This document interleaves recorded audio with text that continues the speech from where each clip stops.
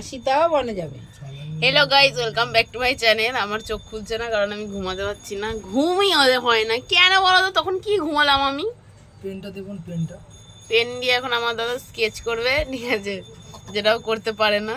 আর এই যে দেখে নাও, এরকম ব্যক্তি আমার ফোনটা গেছে, এ খুব ভালো করে দেখে নাও। এই যে এইরকম ছেলে পিলে যারা যখন গাইজ শোনো, খালি কাজে যাওয়ার কথা ছিল, ওর কাজে যাওয়ার কথা ছিল আজকে, ঠিক আছে। যখন আমি বললাম যে দাদা ব্যাংকে নিয়ে যাবি একটু, তুই সোমবার যাস না কাজে, মঙ্গলবার দিন জয়েন করি, সোমবার একটু আমার ব্যাংকে নিয়ে যা, তখন কি বললি তুই?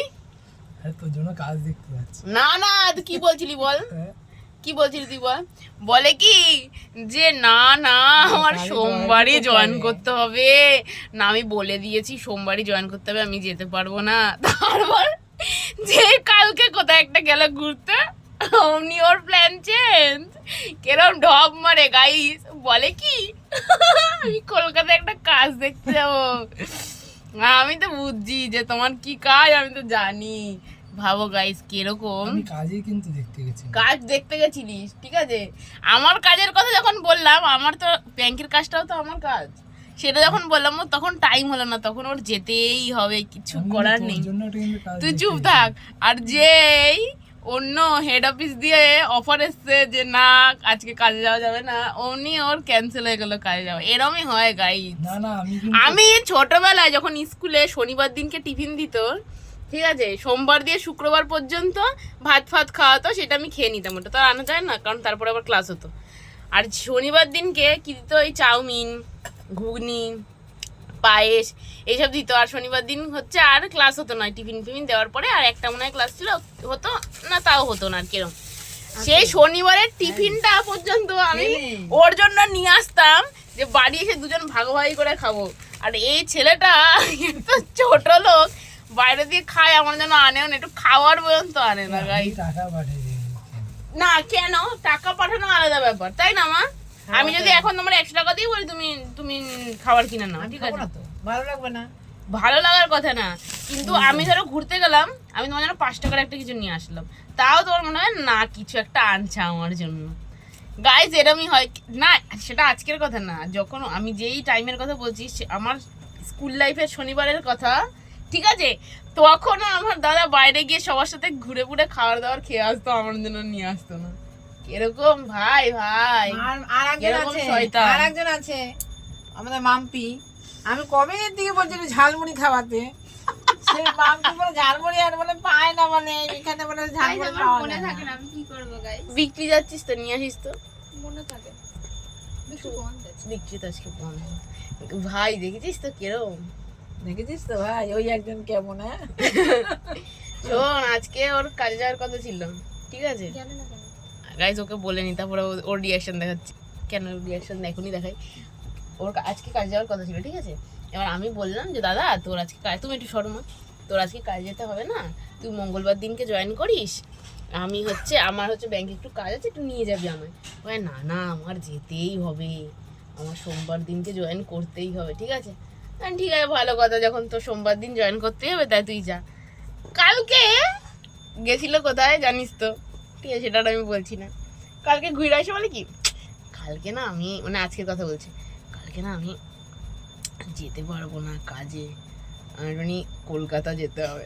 আমি তো বুঝছি তোমার কি কাজ, বলে আমি যে কলকাতায় কি কাজ, বলে না একটুখানি দরকার আছে, একটা দাদা আছে জয়ন্ত দা, বলে ও একটা কাজের খবর দিয়েছে, তাই না। আমি কি ঢং তুমি কম করো, ঠিক আছে। আমি আমার কোশ্চেন হচ্ছে লাঞ্চ করে এসেছে, ও সেই তো সকালে গেছে, এইমাত্র আসলো। তাহলে ব্রেকফাস্ট লাঞ্চ এখন স্ন্যাক্স খেয়েছে, তাহলে ডিনারটা কাটিয়েই আসতে পারে। কি হয়েছে, ফোন আইছে, কেরম ভাব। তুই জানিস একদিন কি হয়েছে, ওর ফোনটা, ঠিক আছে, আমার ফোনে রিচার্জ ছিল না, ও আমাদের ঘরে কি ঘুমিয়েছে, আমার ফোনটা জাস্ট নিচ দিয়ে নামিয়ে, ও কিন্তু ঘুমাচ্ছে, হটস্পট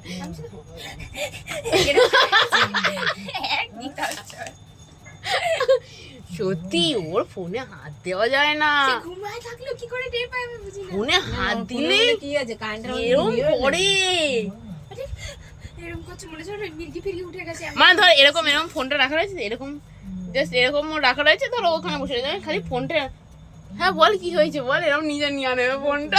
আমার কিছু জানি না বলতে, আমি তো জানিস আমি কিছু জানি না, কিন্তু আমি ফোন আসে ধরি বিয়ের সময়, কিন্তু ও কিন্তু দৌড়ে আসার চেষ্টা করে, কথা বলতে আসতে পারে না, কিন্তু আমি তো ধরে দিয়ে ওই মেয়েটার ফোন আসলে আমি বুঝতে পারি, ওই ছবি ওঠে। মেয়েটা ফোন আসলে ফোনটা কাটবে সোজা ব্লকে। আমি কিচ্ছু বলি না, আমি ধরি না। ফোনটা ধরো, তেরি মাইকি বিয়ে ঘুরতে যাচ্ছিস নাকি? এই তুই কোথায় গেছিলিস, এই যে বাইকে করে আসলি যে? এই হলো গাইস, বুঝলে গাইস, এই হলো কীর্তন গাইস। আর হচ্ছে আর একটা যেটা ব্যাপার হচ্ছে গাইস, আমাদের এখানে যে চুচুড়া হসপিটাল, সদর হসপিটালে একটা দাদার আমার পায়ে কালকে লেগেছে খুব, মানে গাড়ি পড়ে গেছিলো পায়ে, তাই জন্য পায়ে হাঁটুতে এমনভাবে লেগেছে যে হাঁটতে পারছিল না আর পা ভাঁজ করতে পারছে না। তো তাকে নিয়ে যাওয়া হয়েছে কালকে 10টার সময়, এমার্জেন্সিতে নিয়ে যাওয়া হয়েছে। তো ওখান দিয়ে বলেছে যে ধরে টরে বললো যে ব্যথা কি কি বৃত্তান্ত, বলছে না আমি পা ভাঁজ করতে পারছি না, এই সেই হলো। দিয়ে তারপরে বলছে ঠিক আছে তাহলে ভর্তি করিয়ে দিচ্ছি। দিয়ে ও বললো যে না, দিয়ে তাহলে পিয়াজ আসলে তো ডাকবে কি ওটা চুটকি দিল বর। দিয়ে তারপরে দিয়ে বলছে যে ঠিক আছে, যে না ভর্তি তো হতে পারবো না, কারণ ভর্তি হলে সমস্যা। এবার ঠিক আছে তাহলে একটা এক্সরে লিখে দিচ্ছি, এক্সরেটা করিয়ে নিয়ে আসো। তো এক্সরেটা লেখা হলো, এক্সরে করা হলো। দিয়ে তারা এক্সরে প্লেটটা দেখলো, যেখানে হচ্ছে ক্রেপ ব্যান্ডেজ বেঁধে দেয় আমি ওখান দিয়ে আসছিলাম, তো তাকে দেখালাম, যে বললো যে তেমন কিছু হয়নি, যাও একবার দেখিয়ে নাও এমার্জেন্সিতে দেখালাম। দেখানোর পরে ওরা বললো যে কিছু হয়নি, দুজন ছিল, একটা মহিলা ছিল আর একটা মেল ডক্টর ছিল। তা ওনারা দেখলো, প্লেটটা দেখে বললো না কিছু হয়নি, কিছু সমস্যা হয়নি। মহিলা ডাক্তারটা বললো যে না এমন কিছু হয়নি, লিগামেন্টটা হালকা হয়তো একটুখানি চোটফোট লেগেছে। ভালো কথা। তারপরে কি বলে, হ্যাঁ একটা ওষুধ লিখে দিল আর বললো ক্রেপ ব্যান্ডেজটা বেঁধে নিতে। আর আজকে মানে কালকে যেহেতু রাত্রেবেলা দেখিয়েছে, আজকের কথা বলেছে, আজকে গিয়ে 14 নম্বর যে ওয়ার্ড আছে সেখানে দেখাতে। ভালো কথা, আজকে 14 নম্বর ওয়ার্ডে গেছে দেখাতে, প্রচুর লাইন পেরিয়ে দেখানো হলো। তো ডাক্তার বলছে যে এক্সরে প্লেটটা দেখেই বলছে, জিজ্ঞেস করলো ফার্স্টে কীভাবে পড়ে গেছো কি, দিয়ে বলছে যে এক্সরে প্লেটটা দেখে এক্সরে প্লেটটা দেখানো হলো, দিয়ে বলছে হাড় ভেঙে গেছে। মানে 3 জন কালকে রাত্রেবেলা এমার্জেন্সিতে 3 জন বললো যে কিচ্ছু হয়নি, আজকে ডাক্তার বলছে যে হাড় ভেঙে গেছে, এখনই প্লাস্টার করাতে। মানে গাইস কিরম ভাবো, মানে হসপিটালে মানুষ ভালো হতে যাবে না খারাপ হতে যাবে, এরা কিরম চিকিৎসা করে আমি বুঝে পাই না, এক একজন এক এক রকম কথা বলে। তা যাই হোক, তোমার ডিসকাশন হলো, দিয়ে বললো যে বাইরে ডাক্তার দেখাবে, দেন তারপরে যা করার করবে, কিন্তু প্লিজ তোমরা একটুখানি এরকম 4 জায়গায় হসপিটালে কি জন্য হয়েছে এক্স্যাক্টলি তাই, তারপর সরকারি হসপিটালে, তাহলে হসপিটালটা না থাকাই উচিত। আবার নাকি দুয়ারে হসপিটাল হবে, দুয়ারে চিকিৎসা, নামেই হসপিটাল, কাজে কিছু হয় না, কিচ্ছু না। না কিরকম আমি বুঝতে পারছি না, যারা এমার্জেন্সিতে থাকে তাহলে তারা কি ডাক্তার না? তারা কি ডাক্তার না? তাদের কাছে তো যায় দৌড়ে সবাই, অর্থ হোক যাই হোক, তারা যদি অর্থোপেডিকও নাও হয়, তারা তো এক্সরে দেখে বুঝবে। এমার্জেন্সি মানে কি, আমার যখন যেটা হবে সেটার জন্য তারা আছে। হ্যাঁ অবভিয়াসলি তাই, এক্সরে দেখে তো মানুষ বুঝতে পারে। তারা কিভাবে আগের দিন মানে কালকে রাত্রেবেলা 3 জন একরকম কথা বললো, দিয়ে পরের দিন ডাক্তার একরকম কথা বলছে, মানে কারোর কথার সাথে কারোর কথা মিল নেই। ডাক্তারকে বলা হলো, কারা মানে আপনার কে সত্যি কথা বলছে, ডাক্তারকে বলা হলো যে এরকম কালকে রাত্রেবেলাই তো বললো যে কিছু হয়নি তেমন, বুঝলি, তাহলে কি আর 14 নম্বর ঘরে পাঠাতো? তাহলে 14 নম্বর ঘরে পাঠাতো, তাহলে ওনারা বললো কেন আমাদেরকে যে কিছু হয়নি? তাহলে ওনারা তখনই বলতো যে দেখুন হাড় ভেঙে গেছে, অর্থকে দেখাতে হবে। আমরা বুঝতে পারছি না, না বুঝতে পারাটা ভুল না, হ্যাঁ কিন্তু ভুলভাল বলাটা কিন্তু ভুল। ওরা বুঝতে পারছি না সেটা বলবে না, কিন্তু আমি বুঝতে পারি আমার কথা যে 3 জন একই ভুল বলবে, সেটাই 3 জন একরকম ভুল বলবে। তো এটাই হলো ব্যাপার। তোমরা একটু মানে চুচুড়া হসপিটালে গেলে খুব সাবধান, কারণ এরকম করে। তো এইটাই বলার ছিল, মানে গেলে কিছু না, শুধু হচ্ছে হেনস্থা হওয়া আর কিচ্ছু না। চুচুড়া হসপিটালে এখন হেনস্থা হওয়া, জীবিত ফিরবে না না। যা একটুখানি শরীর খারাপ নিয়ে গেলে গান্ধী হসপিটাল তো জওহরলালও খারাপ।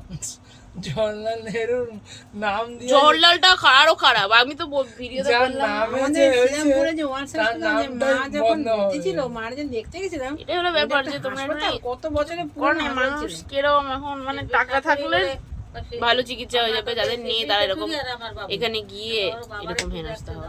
এটাই বলা ছিল, আর কিছু বলার নেই।